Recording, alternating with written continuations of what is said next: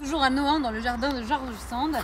Donc extrait numéro 4 de La forêt de Fontainebleau, article publié dans Le Temps en 1872, puis recueilli dans les Impressions en 1873. Alors attention, George Sand écrit ce texte en soutien à un collectif d'artistes qui voulait protéger la forêt de Fontainebleau de sa destruction. Franchement, on a l'impression que c'était la semaine dernière. Plaidoyer pour la préservation de l'arbre et de la forêt en général.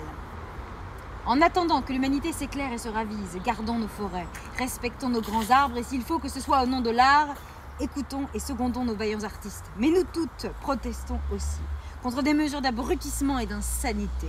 Pendant que de toutes parts on bâtit des églises fort laides, ne souffrons pas que de grandes cathédrales de la nature dont nos ancêtres eurent le sentiment profond en élevant leurs temples soient arrachés à la vénération de nos descendantes. Quand la terre sera dévastée et mutilée, nos productions et nos idées seront à l'avenant des choses pauvres et laides qui frapperont nos yeux à toute heure. L'homme a besoin de l'Éden pour horizon. Je sais bien que beaucoup disent « après nous, la fin du monde ». C'est le plus hideux et le plus funeste blasphème que l'homme, petit h minuscule, puisse prospérer. C'est la formule de la démission d'homme, car c'est la rupture du lien qui unit les générations et qui rend solidaires les unes des autres. Irons-nous chercher nos bois de travail en Amérique? Mais la forêt vierge va vite aussi et s'épuisera à son tour. Donc là, on est en train de parler de la fin de la forêt amazonienne, la meuf, en 1872. Si on n'y prend pas garde, l'arbre disparaîtra et la fin de la planète viendra par dessèchement sans cataclysme nécessaire, par la faute de l'homme, mini h minuscule. N'en riez pas, ceux qui ont étudié la question n'y songent pas sans épouvante.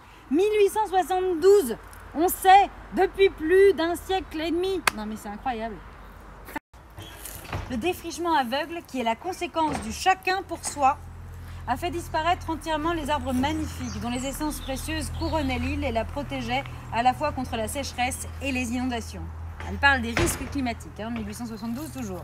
Aujourd'hui, rien n'entrave plus les déluges qui pèlent le sol et entraînent à la mer. Donc en fait, là c'est les inondations et c'est la montée de la mer. Tandis que dans les temps secs, les sources privées d'ombre tarissent et que l'aridité se propage, sécheresse.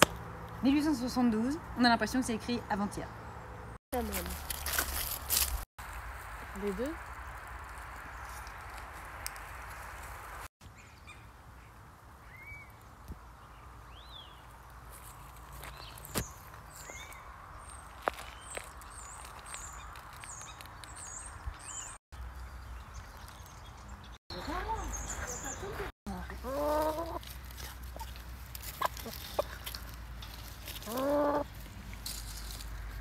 Enfermés à Nohant.